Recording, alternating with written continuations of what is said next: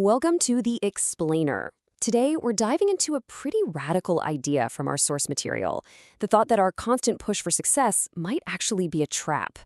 I know it goes against everything we're taught, but it's a fascinating concept. Let's get into it.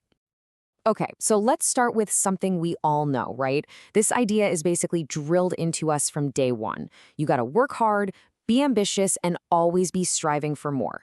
It's presented as the one true path to a happy, successful life. But what if that's all wrong?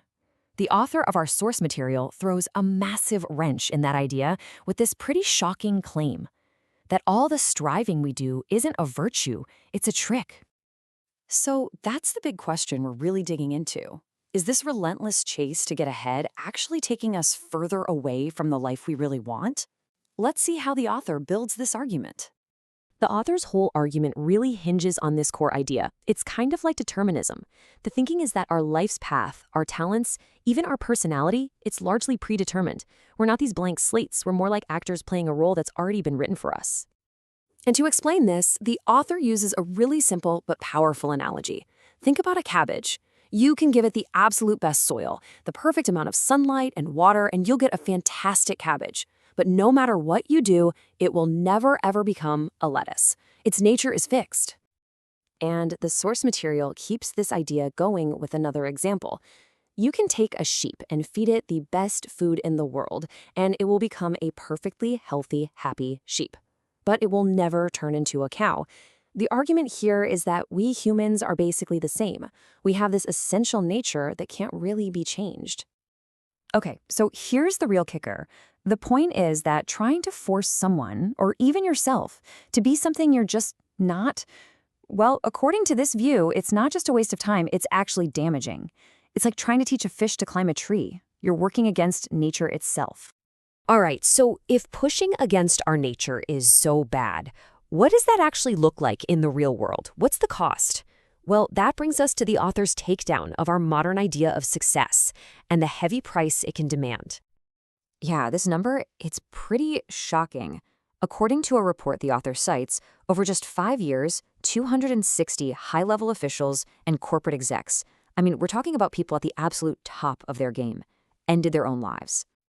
And that's the thing, right? On paper, these were the success stories. They were the ones who played the game and won.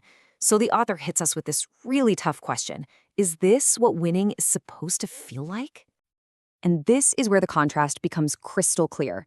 The author paints two very different pictures. On one hand, you've got the pure, simple joy of a kid just playing in the mud. And on the other, you have a child being forced to practice piano with this old kind of brutal saying about tying your hair to a beam so you don't fall asleep while studying. It's natural happiness versus forced misery, all for the sake of some future success. And to really hammer this point home, the author tells this simple but honestly brilliant little story. It's a parable that gets right to the heart of what the goal of life really is. So picture this. A rich businessman, you know the type, is on vacation and sees this fisherman just chilling by his boat. And the businessman, he can't help himself. He walks over and lays out this whole grand plan for the guy, a step-by-step guide to becoming a millionaire. And boom, there it is. In one sentence, the fisherman just blows up the businessman's entire worldview. It's like, why would I spend my whole life working myself to the bone just to get back to the peace and quiet I already have right now?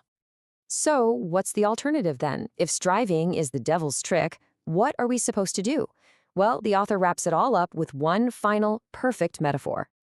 And you should know, this isn't just some abstract philosophy for the author. Oh no, this is personal. He tells this story about how he got sucked into the whole success literature thing, became obsessed with making a fortune, and it went badly, like really badly. He got scammed out of a ton of money, and that's what led him to this conclusion about striving. Okay, but you might be thinking, wait a second. Isn't this author, striving by writing all this stuff? It's a good question, but he draws a really important line. He says, look, I'm not forcing this. I do it because I love it. It's just what I do. It comes naturally. And that leaves us with this final, really powerful idea. The whole point isn't to be lazy or to give up, not at all. It's about figuring out what's already inside you. A hen doesn't read a self-help book to lay an egg. It just lays the egg. So the question the author leaves us with is, what's the egg that's already inside you? What's waiting to come out without all that struggle and forcing it?